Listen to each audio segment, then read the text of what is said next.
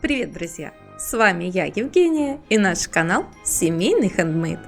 В сегодняшнем видео я хочу завершить осеннюю тему в этом году и закончу ее декором к Хэллоуину. А так как я совершенно не люблю ни ужасы, ни мрачных и пугающих персонажей, то и сегодняшние поделки будут не страшные, а очень даже милые и симпатичные. Делается весь декор несложно и достаточно быстро, а главное, что основная часть поделок делается из того, что скорее всего есть у каждого из вас дома, ну за исключением последнего мастер-класса. Не буду больше тянуть, давайте приступим к работе.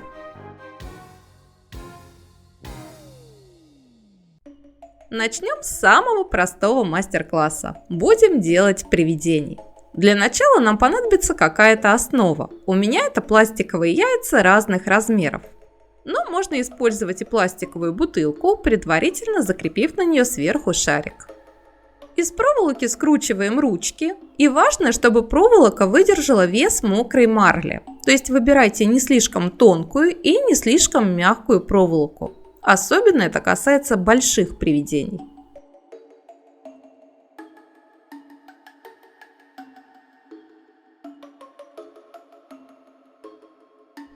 С ручками привидения смотрится интереснее, но можно обойтись и без них.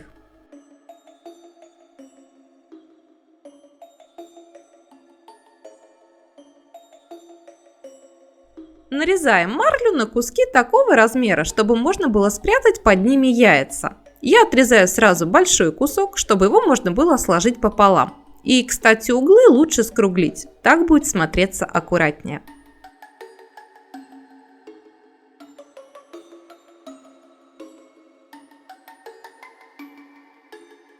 В емкость наливаем клей ПВА и разбавляем его водой в пропорции примерно 2 к 1, то есть 2 части клея и 1 часть воды. Рабочую поверхность обязательно застилаем пленкой или пакетом, чтобы защитить ее от клея. Главное, не застилайте стол ничем бумажным, иначе привидения прилипнут. Замачиваем марлю в клее, чтобы она полностью пропиталась, и хорошо отжимаем. Разворачиваем и надеваем марлю на привидение, распределяя ее так, как вам больше нравится. Делаем складочки, распрямляем края, кое-где вытягиваем марлю посильнее, где-то наоборот подтягиваем ее вверх. Все то же самое делаем со всеми заготовками и оставляем привидение на просушку примерно на часов 8-10.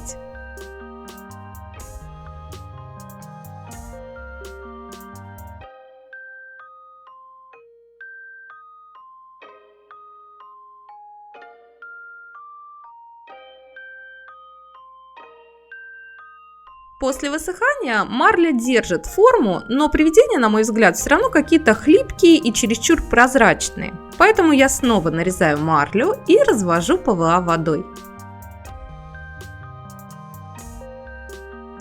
Марлю замачиваю в клей, хорошо отжимаю и делаю привидению еще 2 слоя. То есть в итоге у меня получилось 4-слойное привидение.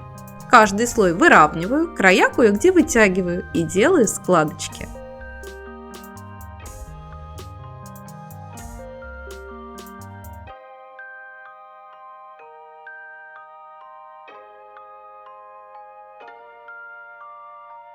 Чтобы верх хорошо схватился с предыдущими слоями, как следует промазываю его клеем. И снова оставляю привидение на просушку примерно на часов 8.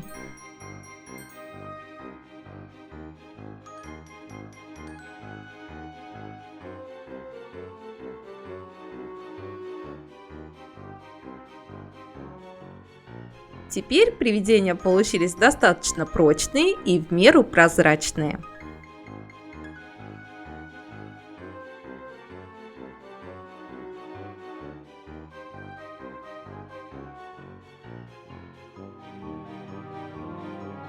Осталось нарисовать глаза черной акриловой краской или черным маркером. По желанию вклеить в них черные стразы, и наши привидения готовы.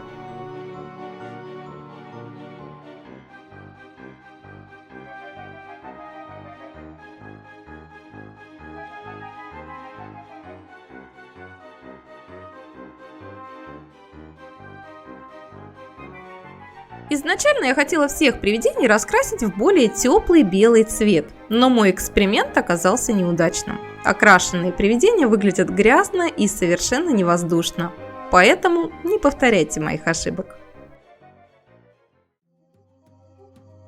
Привидений можно просто расставить на какой-то поверхности, подвесить их на леску или взять небольшие светодиодные свечки и использовать привидения в качестве светового декора.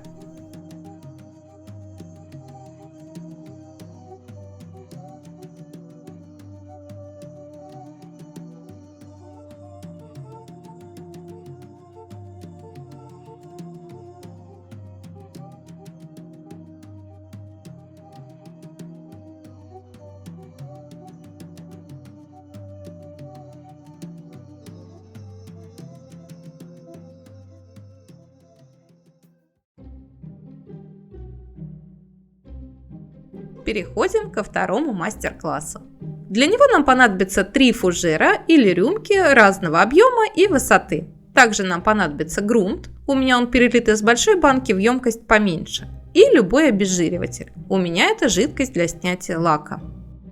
Обезжириваем всю поверхность фужеров.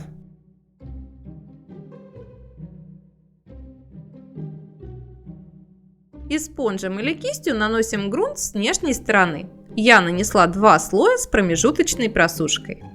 Если вы хотите, чтобы ваша работа получилась еще натуральнее и красивее, я советую вам подкрасить грунт желто-оранжевой краской. Я этого не сделала и, честно говоря, немного жалею. Мои подсвечники, а мы делаем именно их, изнутри получились белые, а не цвета мякоти тыквы, что смотрелось бы намного натуральнее. Но это все, конечно же, на ваше усмотрение. После просушки грунта переходим к росписи. Раскрашивать я буду, как и всегда, акриловыми красками. Сначала смешиваем оранжевую краску с капелькой желтой и раскрашиваем ей чаши фужеров. Старайтесь наносить краску вертикальными мазками, и удобнее это делать плоской широкой кистью. Дальше в имеющийся желто-оранжевый цвет добавляем еще немного желтой краски. И мысленно, разделив тыкву на 5 частей, высветляем центры этих 5 частей вертикальными полосками. Опять оставляем фужеры на просушку минут на 10-15.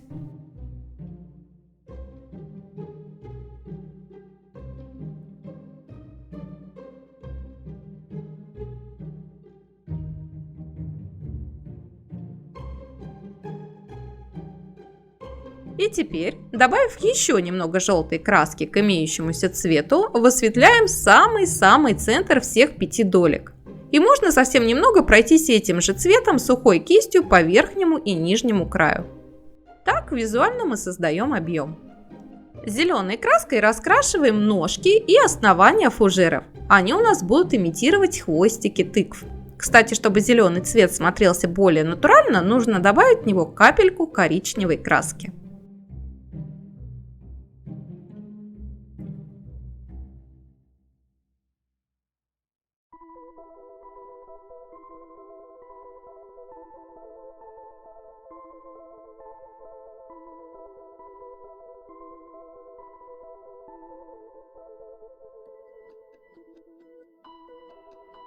В оранжевую краску добавляем капельку коричневой, немного разводим водой и прорисовываем тени. Сначала на стыке хвостика и тыквы, а потом и на самой тыкве, отделяя выпуклые части друг от друга вертикальными тонкими штрихами.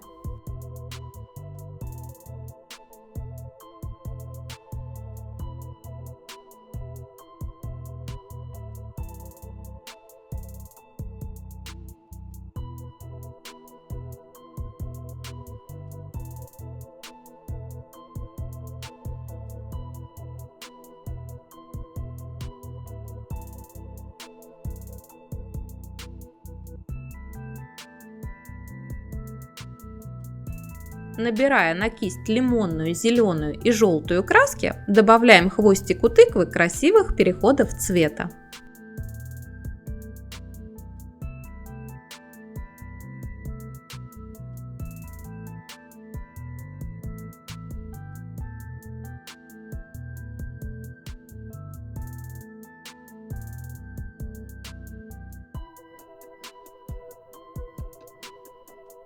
Коричневой краской добавляем акцентов. Где-то более четко прорисовываем контур, где-то углубляем тени.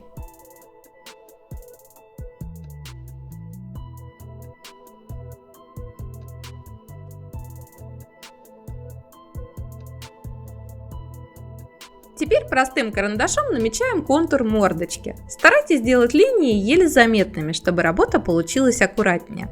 Кстати, под этим видео в описании есть шаблон с различными выражениями мордочек. Может быть, он вам пригодится.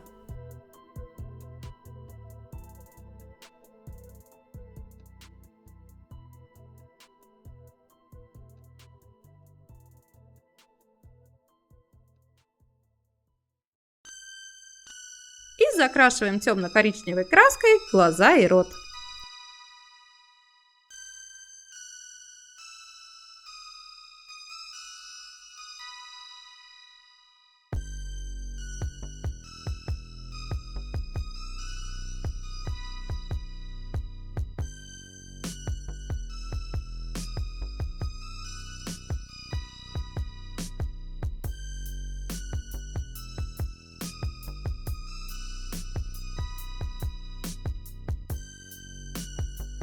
Лучше сделать разные мордочки всем трем подсвечникам, так будет смотреться интереснее.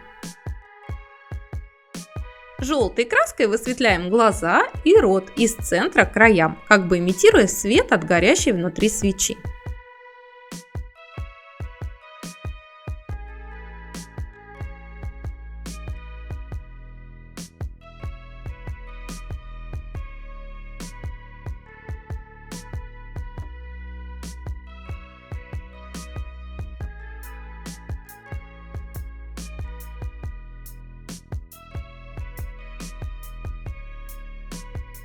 Пока подсвечники сохнут, сделаем для них листочки. Из плотного толстого зеленого фетра или фоамирана вырезаем по шаблону листья. У меня фетр толщиной 2 мм. Ссылка на шаблон в описании под этим видео.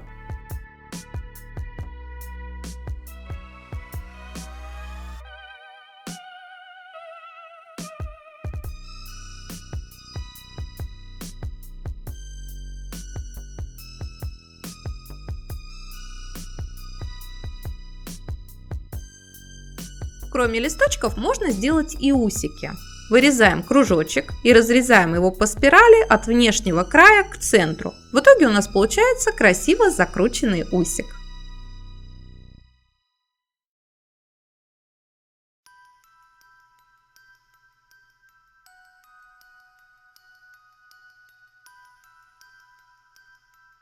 Если у вас, так же как и у меня, фетр достаточно толстенький, то листочком можно сделать прожилки. Для этого складываем листочек пополам и аккуратно срезаем половину толщины фетра. Разворачиваем листочек и получаем углубленную центральную полосочку. Также прорезаем и косые прожилки.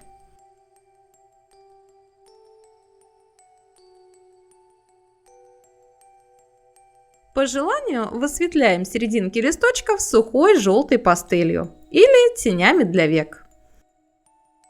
Закрепляем листочки на ножках фужеров, и наши подсвечники готовы. Я не покрывала их лаком, но если вы захотите это сделать, то лак нужно нанести до закрепления листочков на ножках.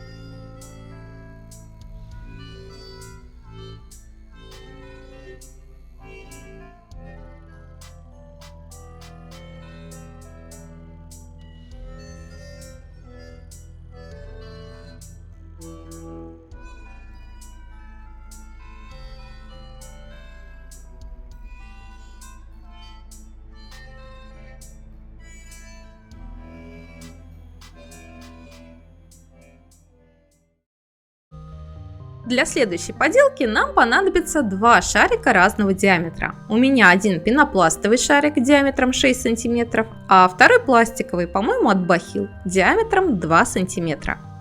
Также нам понадобится любая плотная, желательно стрейчевая черная ткань. У меня это, видимо, искусственный бархат.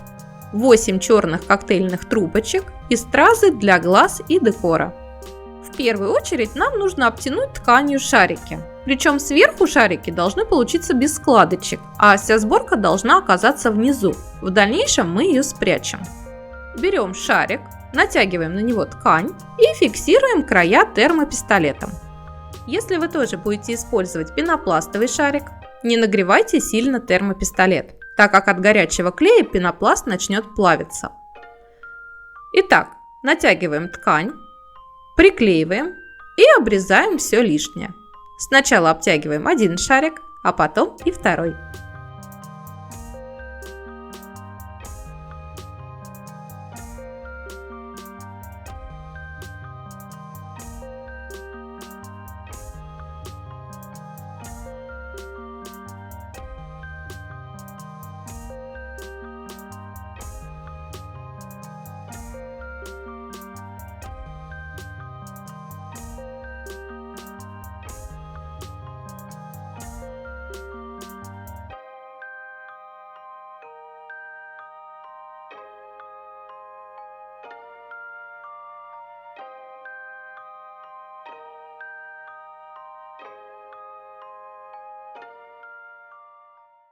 Теперь берем трубочки и начинаем их закручивать, нагревая над огнем.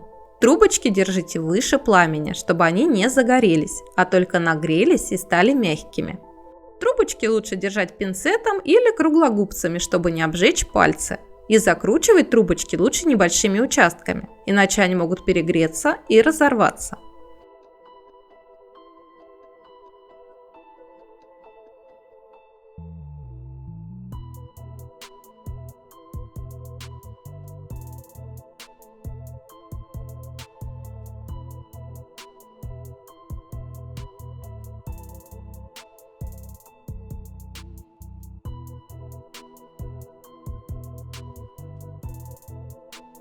В процессе закручивания старайтесь добавлять будущим лапкам небольшой изгиб.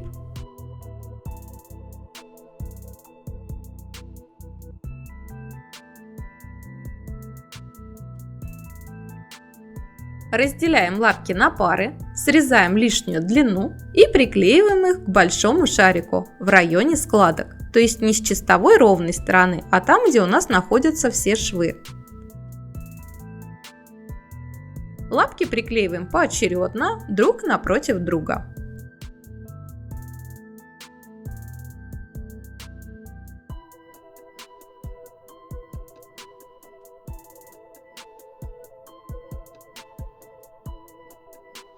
Дальше приклеиваем к туловищу голову. Опять-таки приклеиваем тем местом, где находятся все складочки.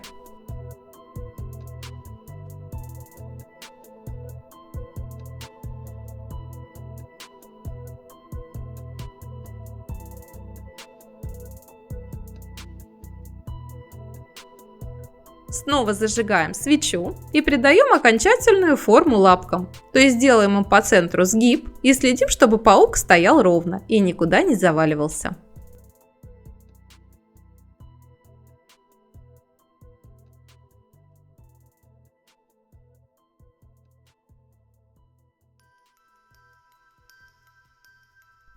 Теперь берем прямоугольный кусочек черной ткани, которой мы обтягивали тушку, и оборачиваем его вокруг шеи паука, наподобие шарфика. А кончики приклеиваем на брюшки, и ими же мы как раз закроем все складки и неровности, а также дополнительно закрепим лапки.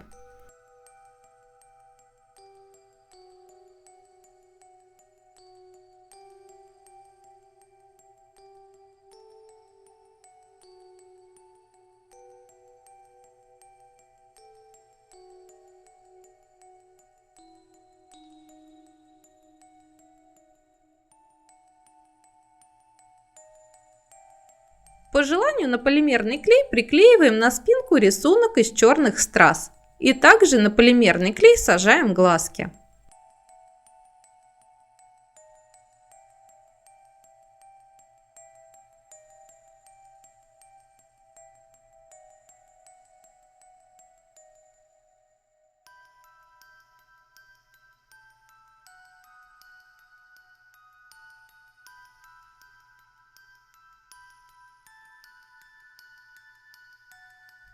Наш паучок готов, но я для большей миловидности решила приклеить ему длинные накладные реснички. И в итоге у меня получился не паук, а паучиха. И, на мой взгляд, она получилась очень похожей на черную вдову, самого ядовитого паука в мире.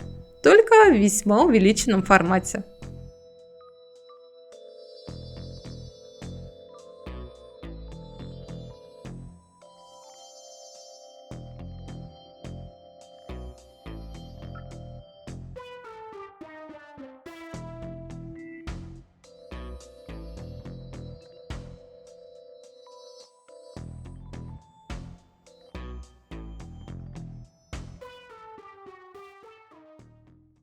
Переходим к четвертому, заключительному мастер-классу. Он будет объединять две композиции, но на самом деле на его основе вы можете придумать много своих уникальных сюжетов. Для работы я использовала товары из фикс-прайса, так что это своего рода переделка.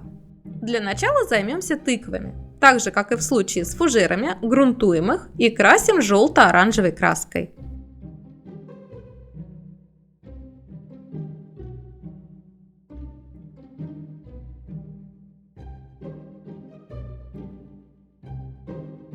Дальше более желтым оттенком высветляем центральные части выпуклых долек.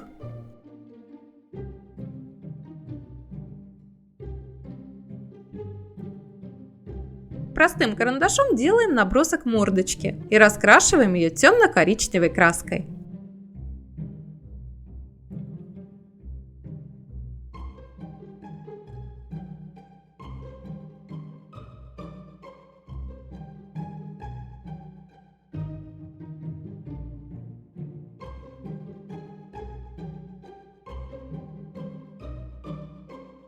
Оранжевой и желтой краской высветляем центр, глаз и ротика, имитируя отсвет от горящей внутри свечи.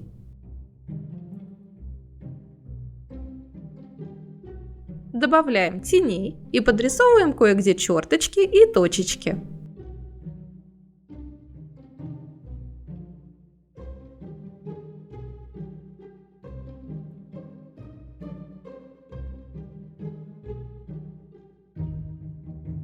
Дальше нам понадобится маленькая светодиодная свеча и рюмка. Черной краской с сухим спонжем проходимся по всем торцам рюмки и раскрашиваем в черный цвет свечу. Я не стала закрашивать верхнюю часть свечи вокруг пламени. Так, когда свеча будет включена, будет казаться, что пламя отражается в расплавленном парафине.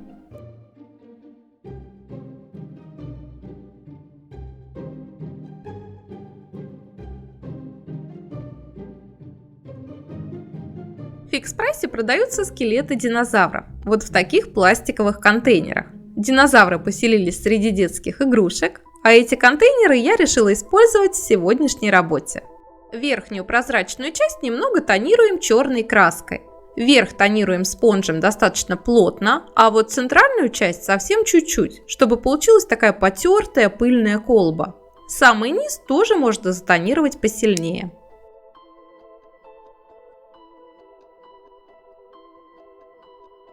У нижней черной пластиковой детали отрезаем или выламываем центральную часть.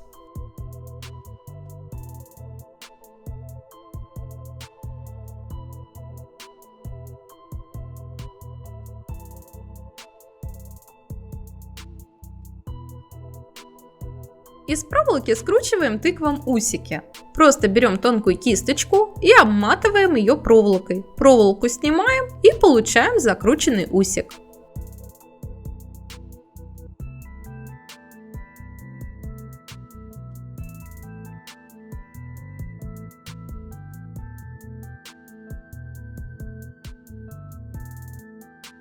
Приклеиваем на тыкву усики, хвостик и листочки.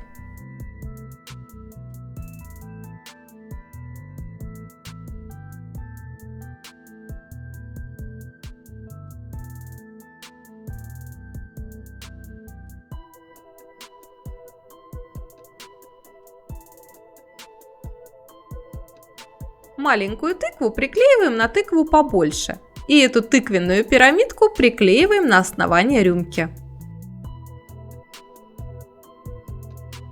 Но дополнительно я решила приклеить на рюмку немного сухого мха. Кстати, у меня на канале есть видео, как сделать имитацию мха из доступных материалов. Ссылка на мастер-класс, подсказки в описании под этим видео.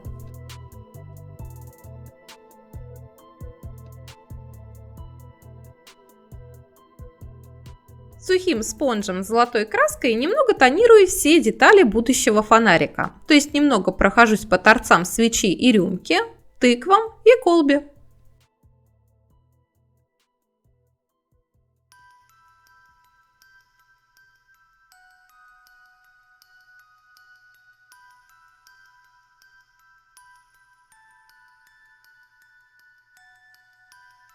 Все в том же фикс-прайсе я купила набор страз для ногтей. Зеленые стразы вклеиваю в глаза большой тыквы, а золотыми украшаю тыкву поменьше и верхушку колбы. Все стразы клею на полимерный клей.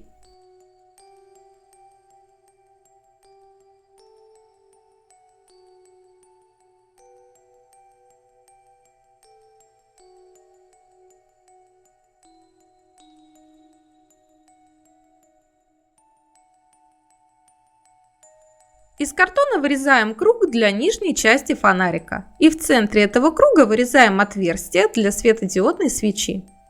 Такой же круг вырезаем из черного фетра или ткани. Делаем надрезы в центре и приклеиваем его на картонный круг. Лишнее обрезаем.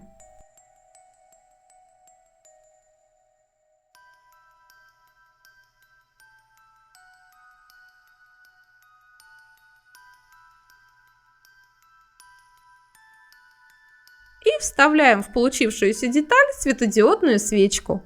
Проклеиваем стык с изнаночной стороны горячим пистолетом.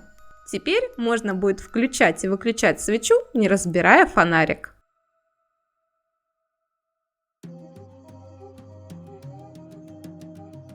Дальше приклеиваем рюмку с тыквами поверх свечи.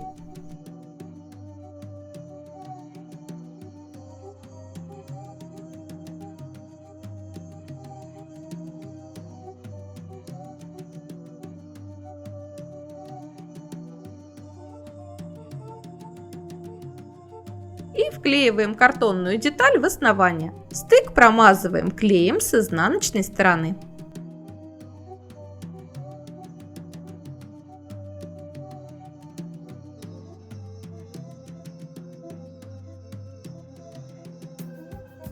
По желанию украшаем оставшееся пространство мхом и закрываем колбу.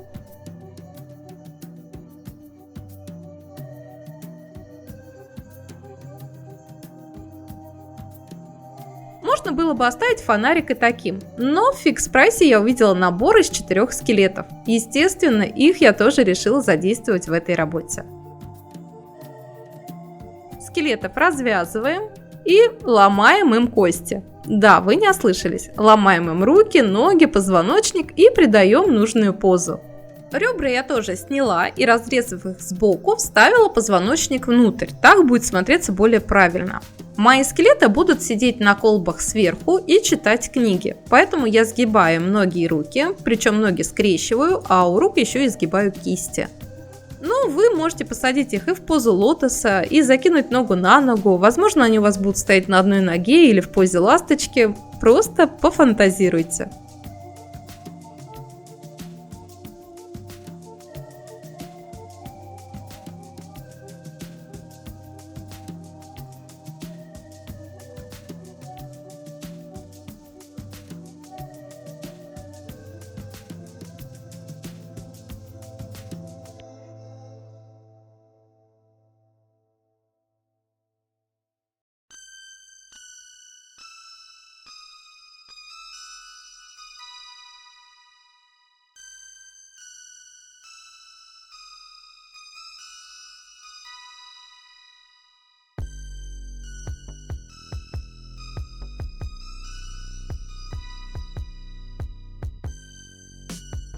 Цвет скелетов я также решила изменить, поэтому я раскрасила их акриловой краской цвета слоновой кости в 2 слоя с промежуточной просушкой.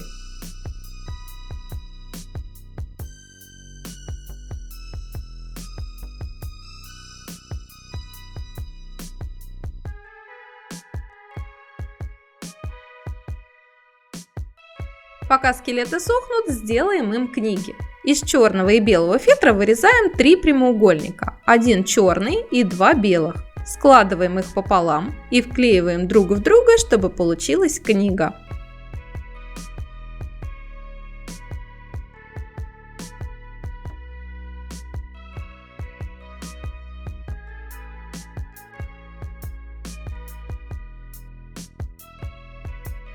Наверх колбы я также наклеила немного мха, приклеила скелета и вклеила ему в руки книгу.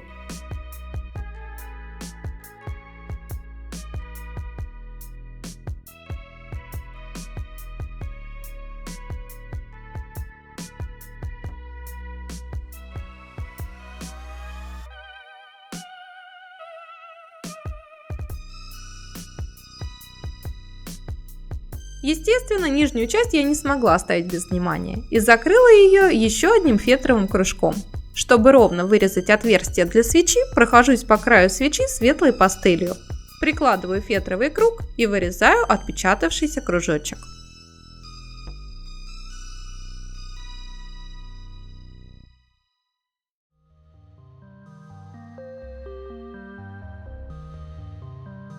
По желанию тонируем скелета коричневой пастелью или тенями для век.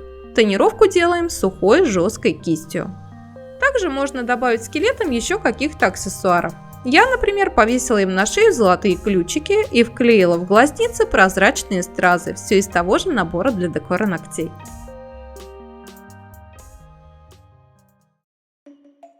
Наши фонарики готовы, и мне они чем-то напоминают флорариумы или маленькие теплицы с тыквами.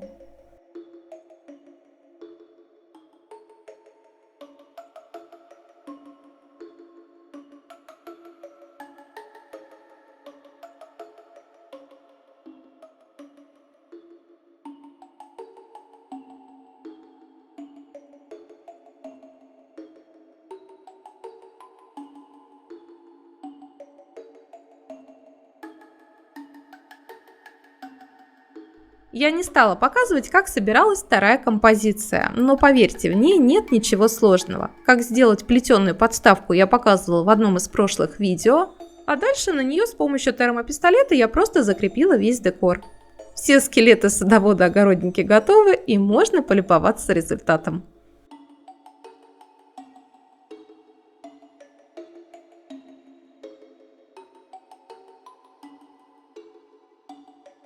Друзья, я потратила достаточно много времени на создание этого видео и, думаю, заслужила ваши лайки. Поэтому не стесняемся, ставим пальчики вверх, нажимаем на подписку, а еще лучше на спонсорство.